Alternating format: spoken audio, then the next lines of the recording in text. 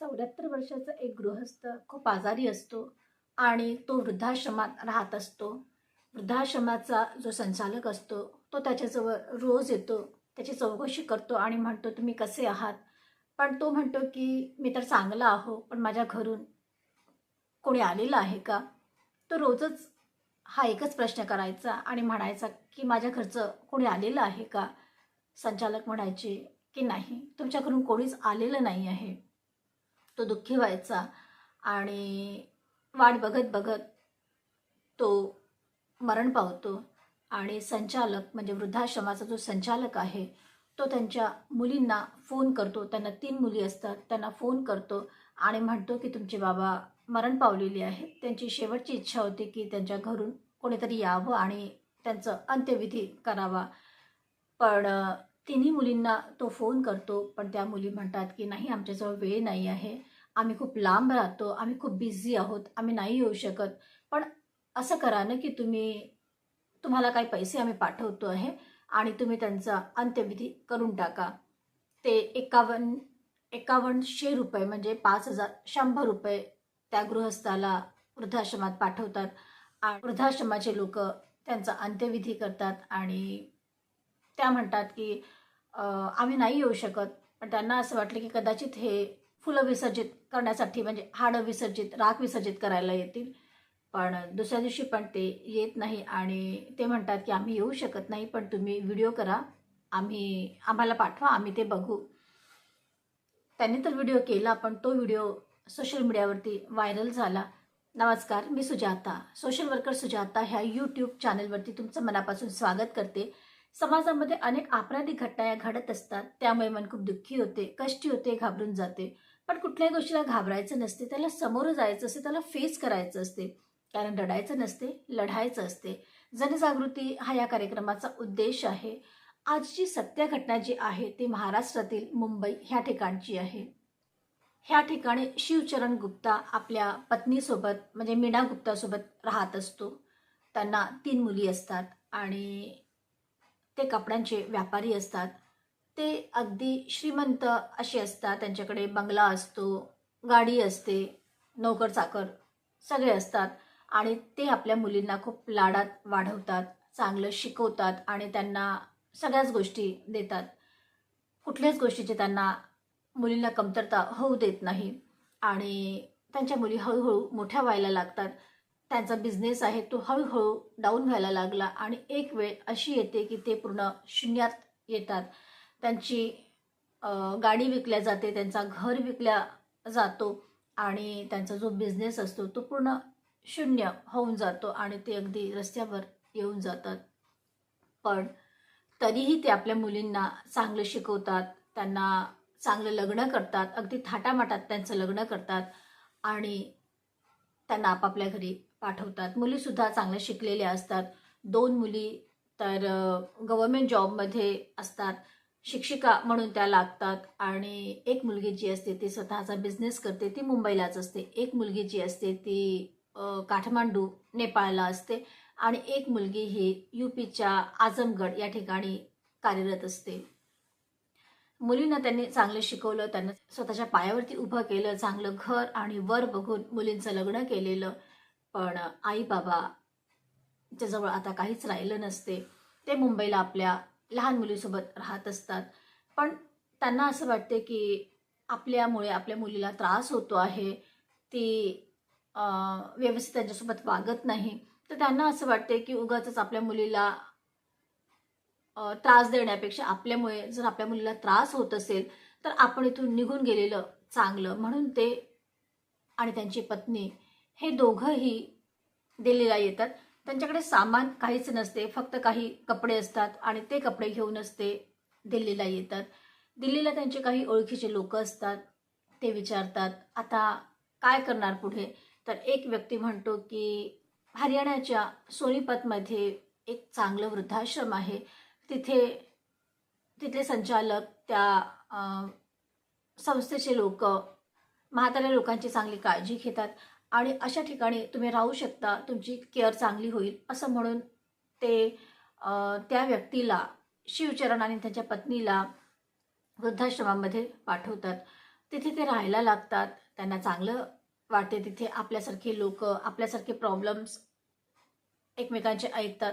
त्यामुळे त्यांना तिथे चांगलं वाटते आणि तिथे एक कुटुंबाची निर्मिती झाली असं त्यांना वाटते आणि ते तिथे आनंदाने राहायला लागतात. पण अधूनमधून त्यांना आपल्या मुलींची सुद्धा आठवण येते आणि ते व्हिडिओ कॉलवरती आपल्या मुलींसोबत बोलत असतात. पण एके दिवशी मीना ही आजारी होते आणि तिला असं वाटते की आता आपण आपल्या मुलींसोबत भेटायला पाहिजे. तिचे बाबा म्हणतात की आईची इच्छा आहे की तुम्ही यावं आणि इथे आम्हाला भेटावं. त्यांची ही इच्छा काही पूर्ण होऊ शकत नाही आणि मुली ह्या बिझी असतात आणि आई व्हिडिओ कॉलमध्येच समाधान मांडते, कारण त्या मुली आईबाबांना भेटायला येऊ शकत नव्हत्या.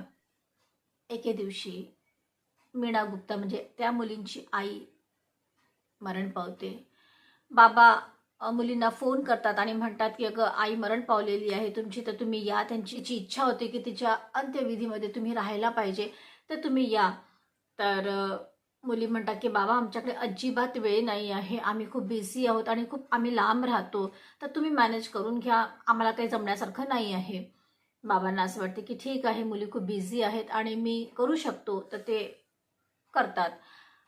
बायकोचं सगळं अंत्यविधी एकट्याने ते पार पाडतात, पण ते मनातून खूप खचतात. या घटनेमुळे त्यांना खूप दुःख होते. ज्या वृद्धाश्रमात ते राहतात त्यांना तिथे आपल्या पत्नीची खूप आठवण येत असते. ती कुठे बसायची, कुठे झोपायची, कुठे कामं करायची, हे सगळं त्यांना आठवून आठवून ते खूप रडायचे. त्यांना खूप दुःख व्हायचं आणि एके दिवशी ते वृद्धाश्रमाच्या संचालकाकडे जातात आणि म्हणतात की साहेब मी इथे नाही राहू शकत, कारण मला माझ्या पत्नीची खूप आठवण येते. तर संचालक म्हणाले की ठीक आहे, जर इथे राहायची तुमची इच्छा नसेल तर मी तुम्हाला आमच्या दुसऱ्या सेंटरवरती पाठवू शकतो आणि ते सोनीपतच्याच सेक्टर 7मध्ये त्यांना शिफ्ट करतात. ते तिथे राहायला लागतात. आपल्यासारखे लोक बघून त्यांना थोडं आपलं दुःख कमी वाटते, कारण त्यांना असं वाटतं की या जगामध्ये आपल्यापेक्षाही जास्त दुःखी लोक आहेत आणि म्हणून त्यांना असं वाटतं की कुठेतरी माझं दुःख थोडं कमी आहे, असं म्हणून ते स्वतःला समजवत असतात. पण त्याची पत्नी नसल्यामुळे त्यांना खूप एकाकी त्यांना वाटायचं आणि ते मनातून दुःखीच राहायचे. त्यांना आपल्या पत्नीची सारखी आठवण येत राहायची आणि ते हळूहळू आजारी पडायला लागले. कारण वृद्धाश्रमात राहून त्यांना 3 वर्ष वगैरे होऊन चुकले होते. हळूहळू ते आजारी पडायला लागले. वृद्धाश्रमाचे संचालक जेव्हा त्यांच्या जवळ यायचे आणि विचारायचे तुम्ही कसे आहात, तेव्हा ते म्हणायचे की माझ्या घरून कोणी आलेलं आहे का? पण संचालक म्हणायचे नाही, कोणीच आलेलं नाही आहे. तर मग ते गप्प राहायचे. त्यांचा त्रास, त्यांना पोटामध्ये सारखं दुखायचं. वृद्धाश्रमाचे लोक तर त्यांना दवाखान्यात घेऊन जायचे, पण तरी त्यांना कुठेतरी आपल्या लोकांची, आपल्या मुलींची ओढ होती. पण मुली तर काही आल्याच नाही. एके दिवशी संचालक त्या मुलींना, एकेका मुलींना म्हणजे तिन्ही मुलींना ते फोन करतात आणि म्हणतात की तुमचे बाबा खूप आजारी आहेत, त्यांना तुम्हाला भेटावंसं वाटते आहे आणि तुम्ही त्यांना भेटायला यावं असं त्यांना वाटते आहे, त्यांची इच्छा आहे, तर तुम्ही या. तर त्या मुली म्हणतात की आम्ही येऊ शकत नाही, कारण आम्ही खूप बिझी आहोत आणि आम्ही खूप लांब राहतो. ते बाबा आपल्या मुलींची वाट बघत असतात, पण कोणीच येत नाही. 20 दिवसांनी म्हणजे ही घटना झाल्यानंतर, संचालकांनी फोन केल्यानंतर 20 दिवसांनी म्हणजे 4 ऑगस्टच्या दिवशी ते बाबा मरण पावतात आणि तेव्हा ते संचालक मुलींना फोन करतात.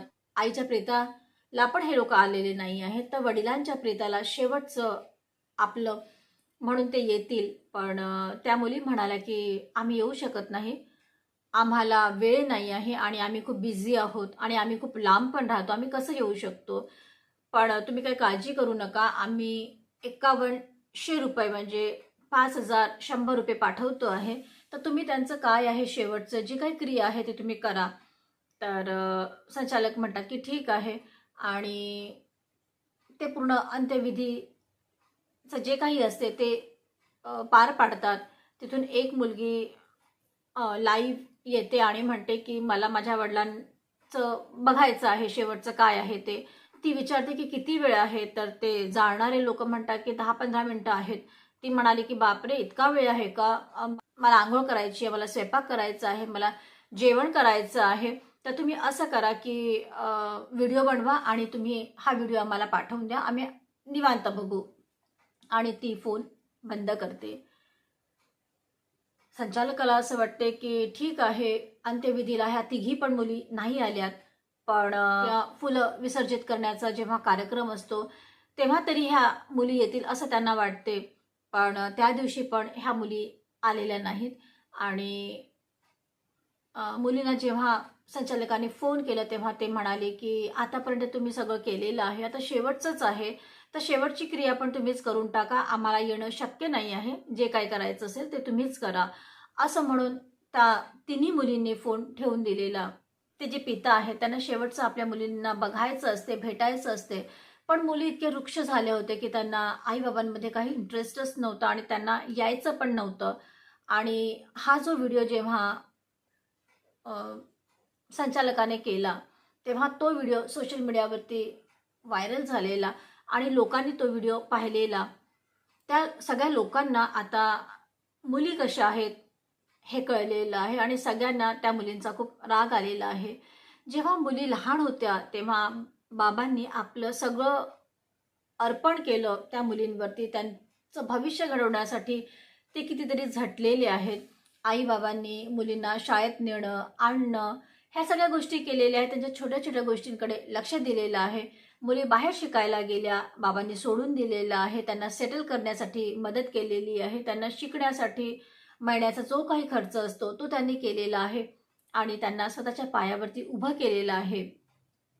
त्यांना असं वाटलं की आपले सगळे दिवस निघून जातील आणि त्यांनी स्वतःचा विचार केला नाही. त्यांना बिझनेसमध्ये लॉस आला तरी पण त्यांनी स्वतःचा विचार केला नाही.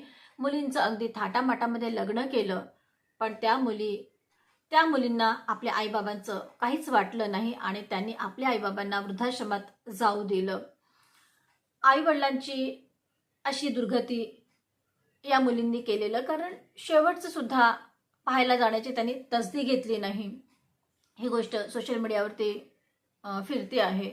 वृद्धाश्रमाचे जे संचालक आहेत त्यांची सगळीकडे स्तुती होत आहे आणि सगळ्यांना असं वाटत आहे की हे संचालक आपल्या वृद्धाश्रमामध्ये जे लोक आहेत, वृद्ध लोक आहेत, त्यांची काळजी खूप चांगल्या पद्धतीने घेत आहेत. आणि मुलींना त्यांनी फोन केलेला पण मुली नाही आलेल्या, त्यांनी व्हिडिओ केलेला मुलींना दाखवण्यासाठी.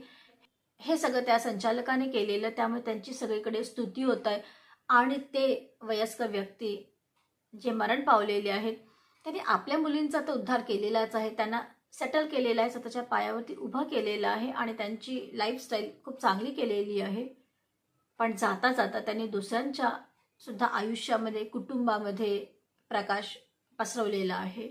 जाता जाता त्यांनी आपले डोळे अंध व्यक्तीला दान दिलेले आहेत. त्यांच्या दृष्टीने आज एक कुटुंब दृष्टिवान झालेलं आहे आणि हा त्याग लोकांनी पाहिलेला आहे. आणि त्या बाबांबद्दल सगळ्यांना चांगलं वाटते आहे की ते मरण पावल्यानंतर सुद्धा त्यांनी आपले डोळे इतरांना दान दिलेले आहेत. त्यांच्या दृष्टीने, त्यांच्या डोळ्यांनी आज ते जिवंत आहेत. आजही मुलांच्या बाबतीत आपण एकदाच मान्य करतो की मुलं अशीच असतात, लग्नानंतर सगळे बदलून जातात. पण हल्ली मुली सुद्धा अशा रुष्टपणे आपल्या आईबाबांसोबत वागायला लागले. ह्याबद्दल तुम्हाला काय वाटते? कमेंट्स करून नक्की कळवा. तुम्ही पाहताय social worker Sujata, real crime stories, ज्यामध्ये सत्य आहे पण त्यावरती विश्वास ठेवणं कठीण आहे. परत भेटूया पुढल्या वळणावरती. तेव्हा आपण लाईक करा, कमेंट्स करा, शेअर करा आणि सबस्क्राईब तर कराच करा.